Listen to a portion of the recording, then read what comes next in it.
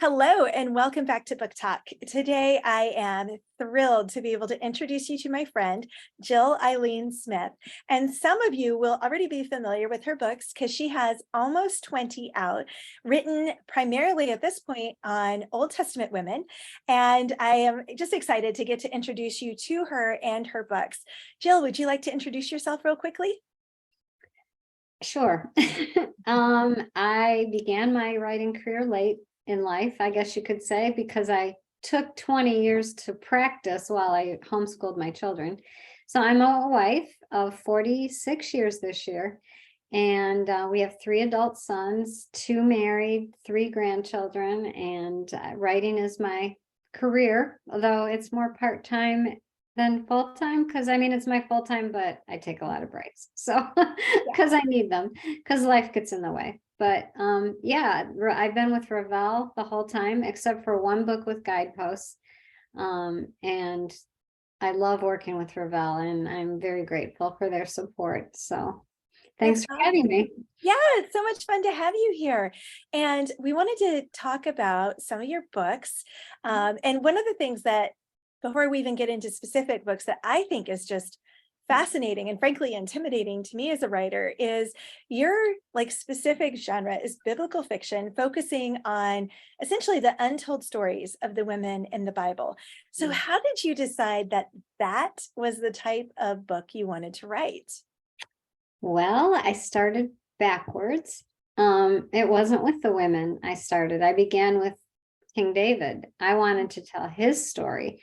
I had a house full of men, 3 boys and my husband and the male cat. I mean, really, we had no female input but me. And so I wanted to tell the stories from a male point of view. Any book I wrote had a male hero. The female heroine was there, but, I didn't relate the same because I was surrounded by men. And, but I was a tough sell. I tried to, well, I was learning the craft. I was homeschooling our boys for 12 years, and I was learning how to write during that time.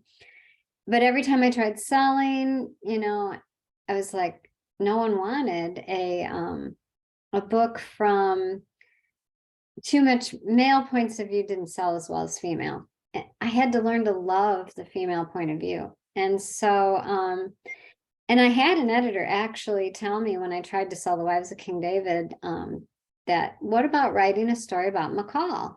And I went, she doesn't have a happy ending. So I turned her down. But this is way back in the day when I was super naive about publishing.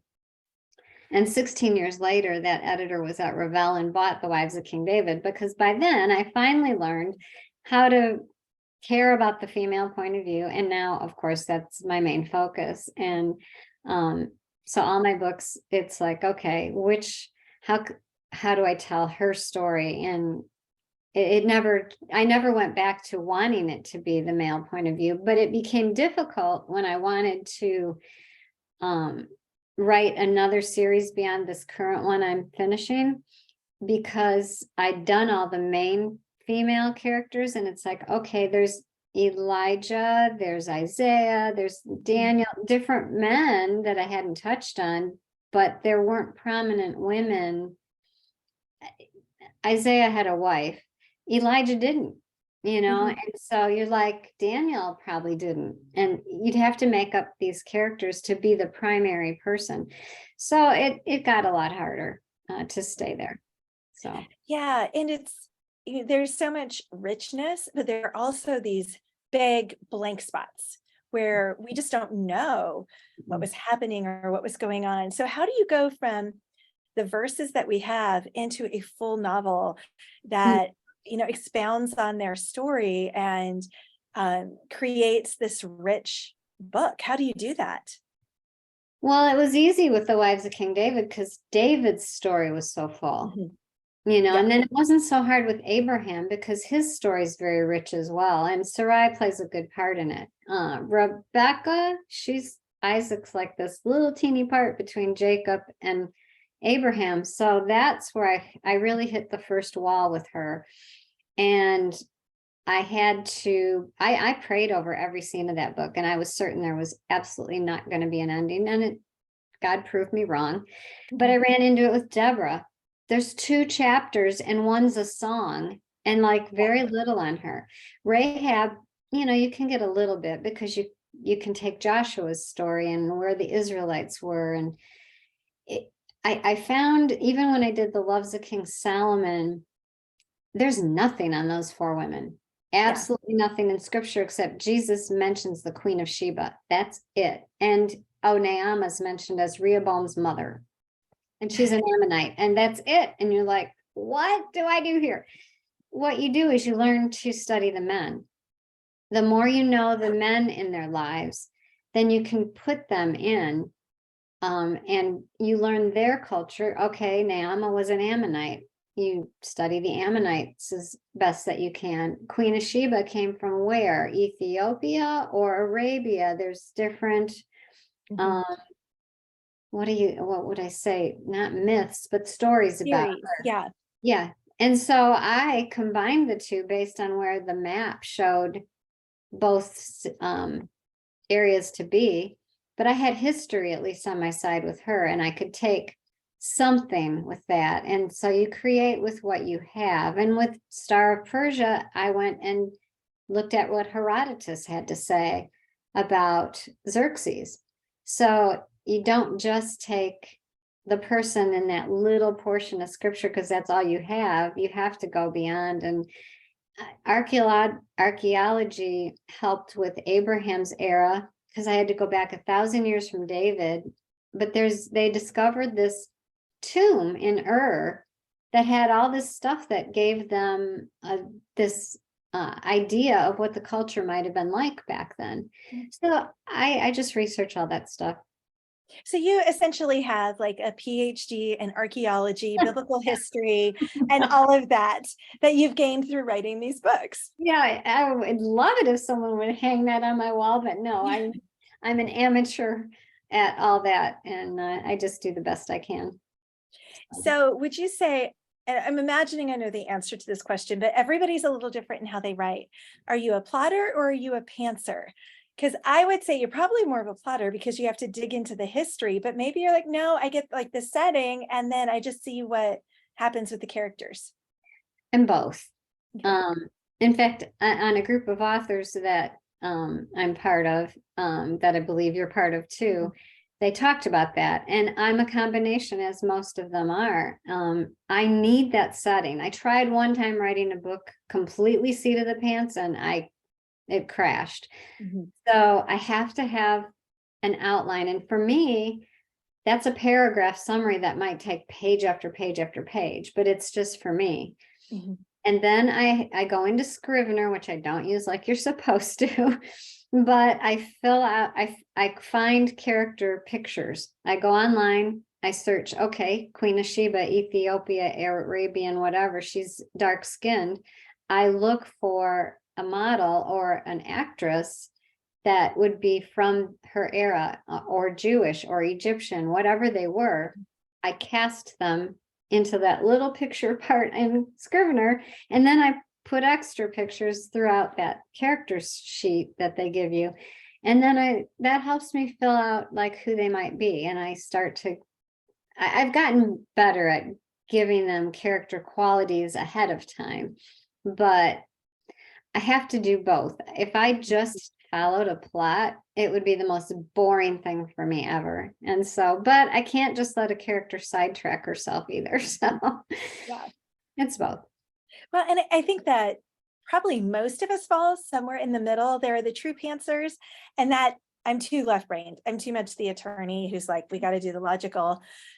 It feels like I've learned I waste too much time if I don't have at least something structured out. But I've also written a lot of books where I had a chapter by chapter summary because that's what the publisher wanted. And so I can do both. But I like kind of that hybrid in between. I can write a lot faster. The more I know ahead of time, the faster then I can actually sit down and write the story.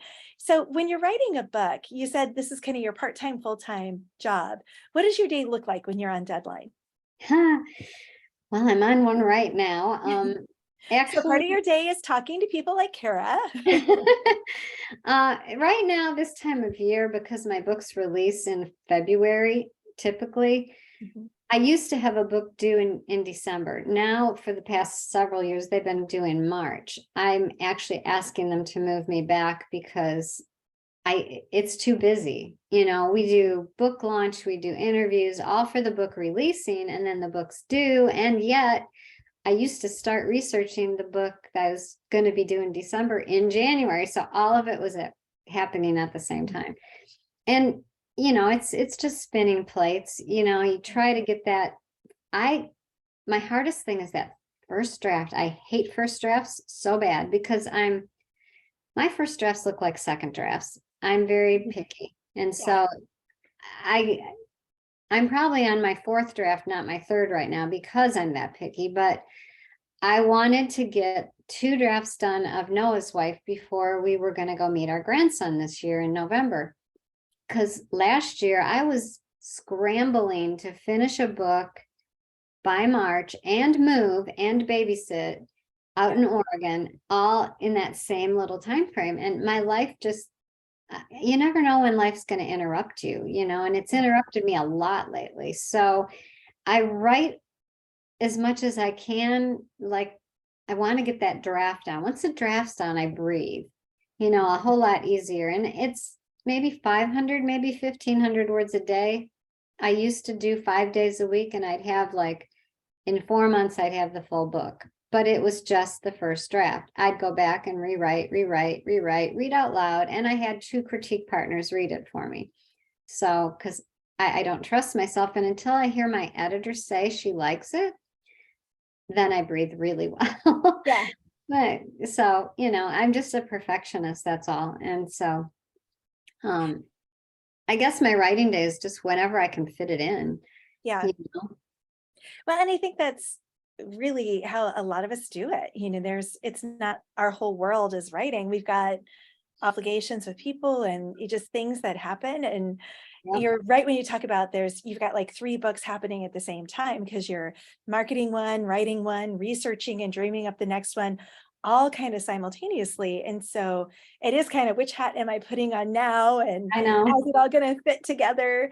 Um, and you're getting ready to pivot from the Old Testament into the New Testament, right?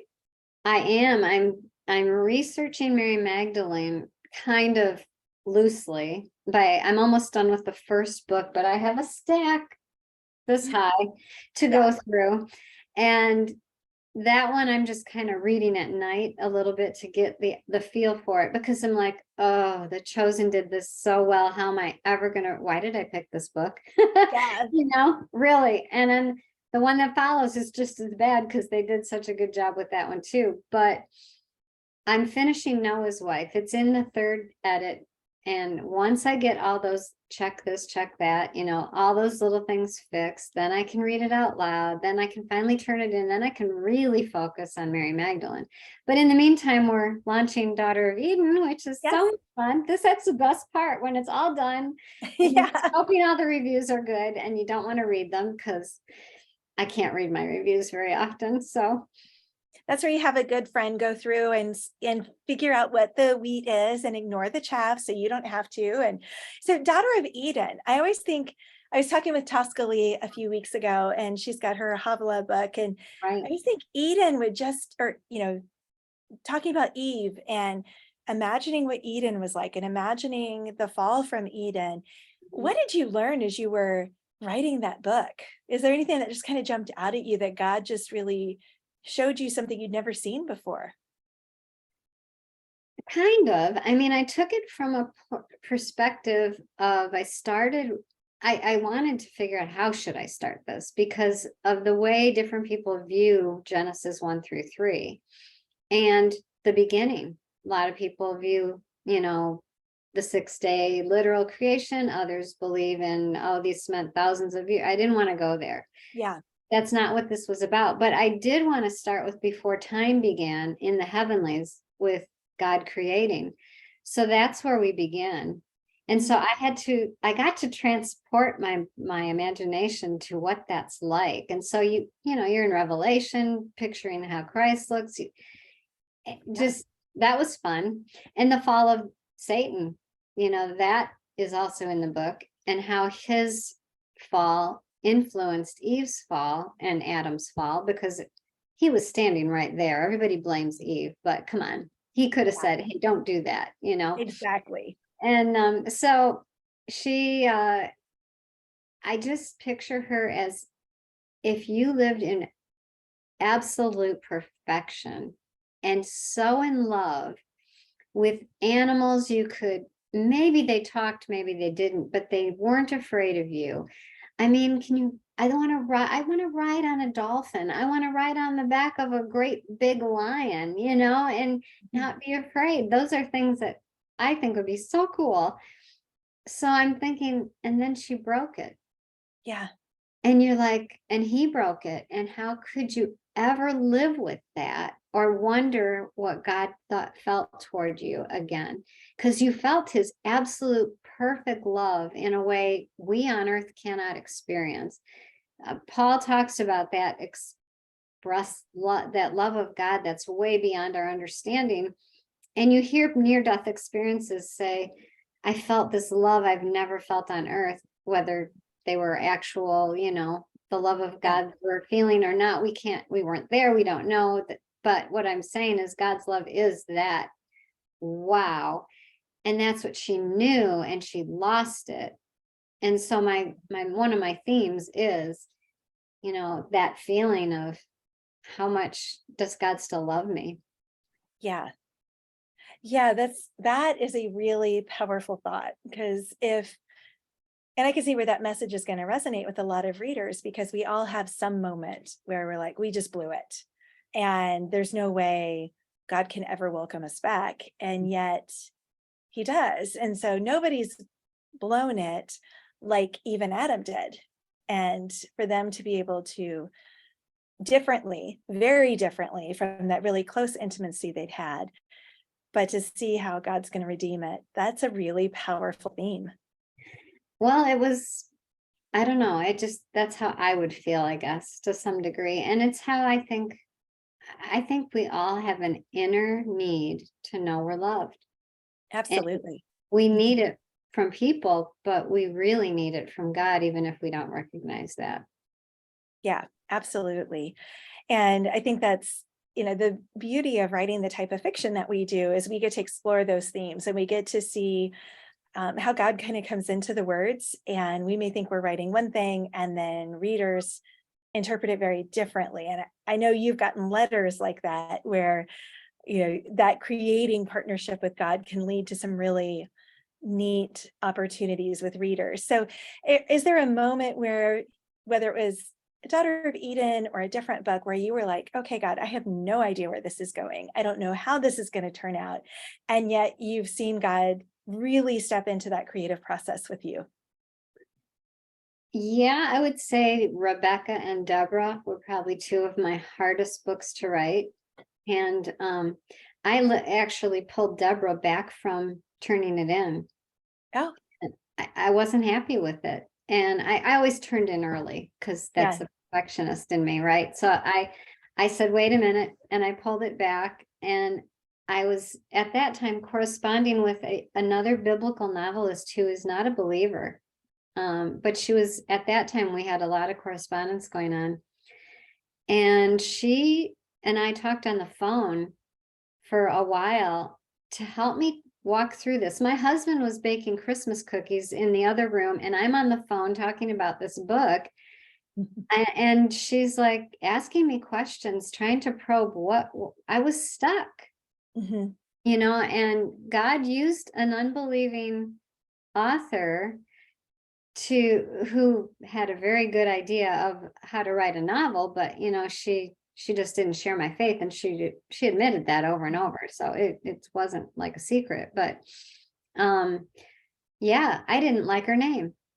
And I love the name because I love people with the name, let's put it that way. But I also just struggled with her name for some reason that I can't really say, Yeah.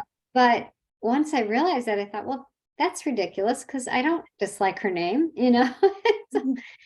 So I'm like, okay. And Rebecca, like I said, I didn't think there was going to be a good ending. McCall didn't have a happy ending when I turned it down years before, but God showed me, well, there could be, Yeah.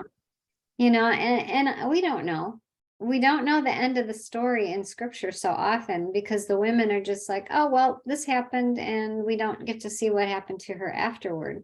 We don't know when Eve died. We know how long Adam lived, but we don't know any of that stuff. Women were just not talked about as much. So it's all speculation, but God is using for, some of these books in ways right now that are shocking me. And we'll Awesome. wait and see whether and what happens with them. But I just like, whoa, no, that's not happening, but it seems to be. So we'll see. That's awesome.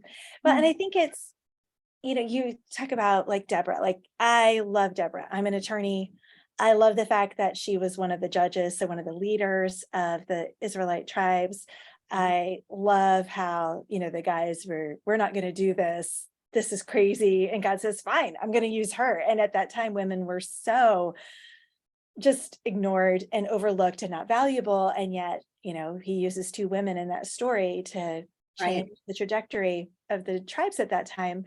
And so I've always resonated with that story, but it's one scene, I know. maybe two. And so there's still so much you have to fill in for exactly the reasons you were talking about. So when you're doing all of this work and you're reading all these books and you're agonizing over what would have happened and what would be possible and what wouldn't, how do you celebrate when you hit send and you don't call it back? The book's dead.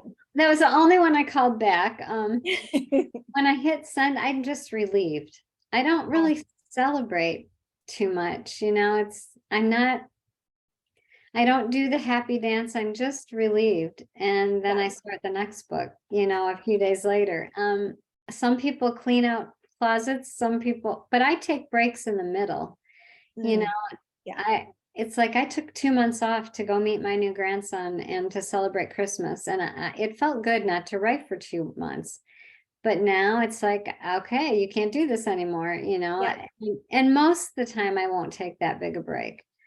Even when we babysat our granddaughter, I was trying to work while she slept, so I don't usually take breaks like that. But maybe I take a week or so, I guess. Maybe I don't even have a celebration. Maybe I eat chocolate. I don't know. And it's one of those that I would, if I were answering it, it would be very similar to the way you're answering it. Because I just normally I've got the next book. And so this time I gave myself a day off and then I had to start back at my day job.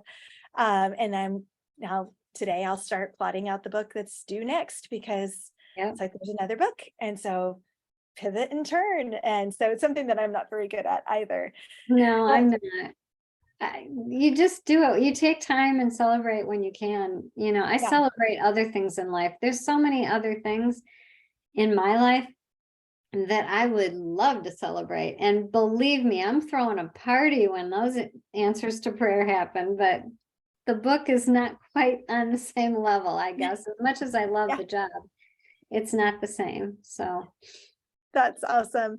Well, thank you so much for joining me today. It was so much fun to chat with you and introduce our listeners and watchers to your books. And if y'all have not read Jill Eileen Smith yet, I highly recommend her books. She's won lots of awards, but you can tell just from our conversation how much she cares about the stories she's writing and getting them right. So thank you so much for joining me. Well, thank you so much for asking. It's been great to see you again.